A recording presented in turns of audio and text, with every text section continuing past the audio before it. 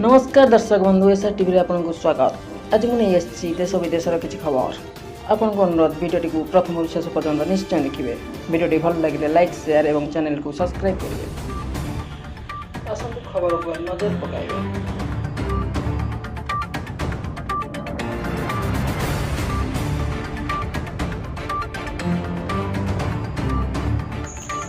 दर्शक बंधु नवीन 10टी बड़ योजना 5T हाईस्कूल रूपांतरण आरंभ करवा।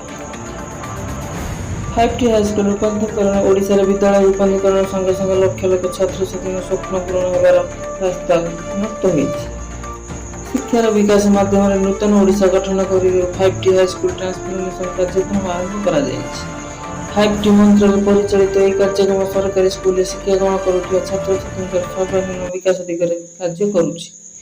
सरकारी विद्यालय गुड़िक स्मार्ट क्लासरूम अत्याधुनिक ई लाइब्रेरी साइंस लाइब्रेरी छात्र छात्री पृथक शौचालय स्वच्छ पानीय जल व्यवस्था 5T हाईस्कूल ट्रांसफॉर्मेशन कार्य अधीन प्रथम पर्यायर 10,075 द्वितीय पर्यायर 3,461 और तृतीय पर्यायर 2,336 उच्च विद्यालय पथकरण कार्य जारी रही। चतुर्थ पर्यायर 1,771 विद्यालय को रूपांतरीकरण कर।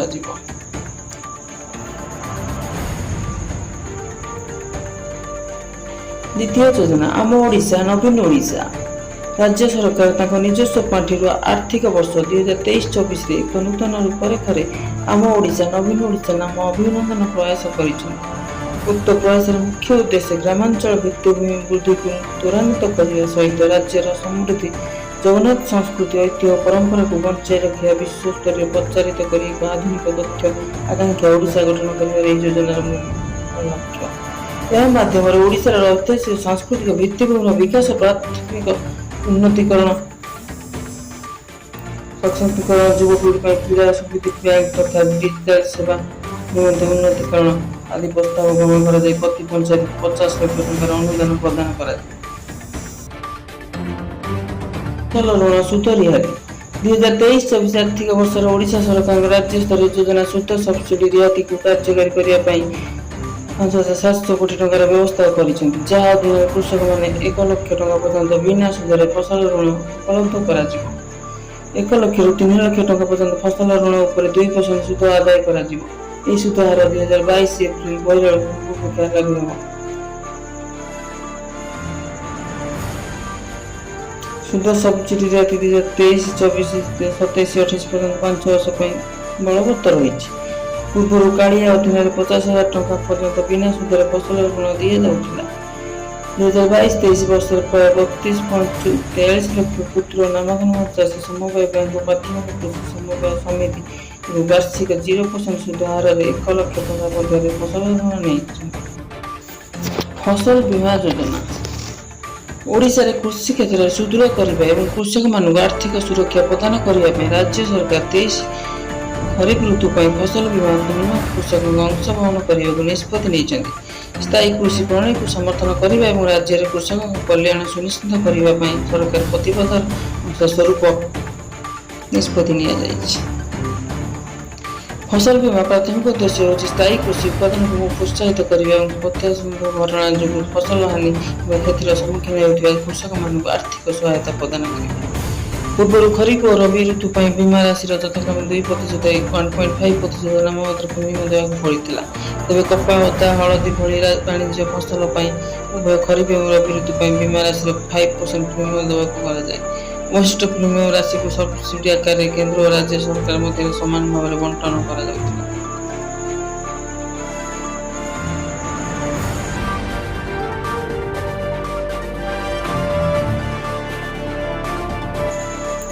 पंचम आम हस्पिटाल सारा राज्य में स्वास्थ्य सेवा भित्तिभूमि को प्रोत्साहन देवाई ओडिशा सरकार प्रथम पर्यायर चलित वर्ष अक्टोबर सुधा 147 स्वास्थ्य केन्द्र 5T कार्यक्रम अधीन आम हस्पिटाल प्रणीत करने को निष्पत्ति नहीं। 23 जनवरी 4 तारिख ओडिशा सरकार गोष्ठी स्वास्थ्य केन्द्र उपखंड जिला मुख्य चिकित्सालय गुड़िक परिवर्तन और सबको सुदृढ़ करने कार्यक्रम आरंभ कर। प्रति विधानसभा क्षेत्र में गोटे लेखाएं आत्म हस्पिटाल रहिबो।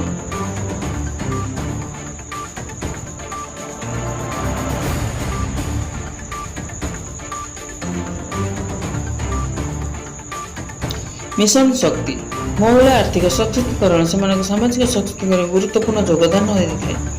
ଏହି ବିଭିନ୍ନ ସାମାଜିକ ଅର୍ଥନୈତିକ କାର୍ଯ୍ୟକ୍ରମ ମାଧ୍ୟମରେ ମହିଳା ସ୍ୱୟଂ ସହାୟକ ଗୋଷ୍ଠୀଗୁଡ଼ିକ ସଶକ୍ତିକରଣ ପାଇଁ ଏକ ପ୍ରମୁଖ କାର୍ଯ୍ୟକ୍ରମ ଭାବରେ 2001 ମାର୍ଚ୍ଚ 8 ତାରିଖରେ ରାଜ୍ୟରେ ମିଶନ ଶକ୍ତି କାର୍ଯ୍ୟକ୍ରମ ଆରମ୍ଭ ହୋଇଥିଲା। ବର୍ତ୍ତମାନ ସୁଦ୍ଧା ରାଜ୍ୟରେ ସମସ୍ତ ବ୍ଲକ ଓ ସହରାଞ୍ଚଳ ସ୍ଥାନୀୟ ସଂସ୍ଥାରେ ପ୍ରାୟ 70 ଲକ୍ଷ ଊର୍ଦ୍ଧ୍ୱ ମହିଳାଙ୍କୁ ନେଇ 6 ଲକ୍ଷରୁ ଅଧିକାଂଶ ମହିଳା ସ୍ୱୟଂ ସହାୟକ ଗୋଷ୍ଠୀ ଗଠନ କରାଯାଇଛି।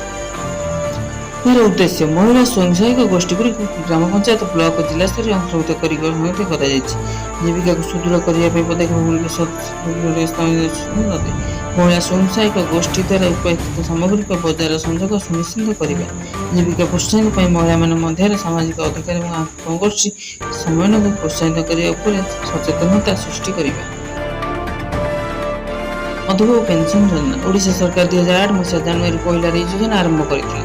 ରାଜ୍ୟରେ ରାଜ୍ୟ ବାର୍ଦ୍ଧକ୍ୟ ଭତ୍ତା ଯୋଜନା 1989 ଏବଂ ଓଡ଼ିଶା ଭିନ୍ନକ୍ଷମ ପେନସନ ଯୋଜନା 1985 ଅଧୀନରେ ଅନ୍ତର୍ଭୁକ୍ତ।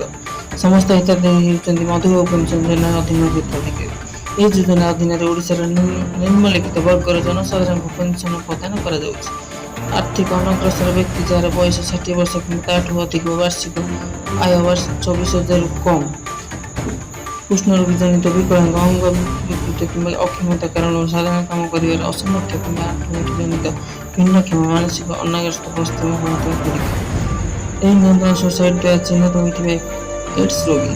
ପ୍ରତି ମାସ 15 ତାରିଖରେ ପାଳନ କରାଯାଉଥିବା ଜନସେବା ଦିବସରେ ଗ୍ରାମ ପଞ୍ଚାୟତ କାର୍ଯ୍ୟାଳୟ ୱାର୍ଡ ହିତାଧିକାରୀଙ୍କ ଘରେ ନଗଦ ପେନସନ ଟଙ୍କା ବଣ୍ଟନ କରାଯାଏ। 60ରୁ 79 ବର୍ଷ ମଧ୍ୟରେ ହିତାଧିକାରୀଙ୍କୁ ମାସିକ 500 ଟଙ୍କା ପ୍ରଦାନ କରାଯାଉଥିବା ବେଳେ 80 ବର୍ଷରୁ ଅଧିକ ବୟସର ହିତାଧିକାରୀମାନଙ୍କୁ 700 ଟଙ୍କା ପ୍ରଦାନ କରାଯାଏ।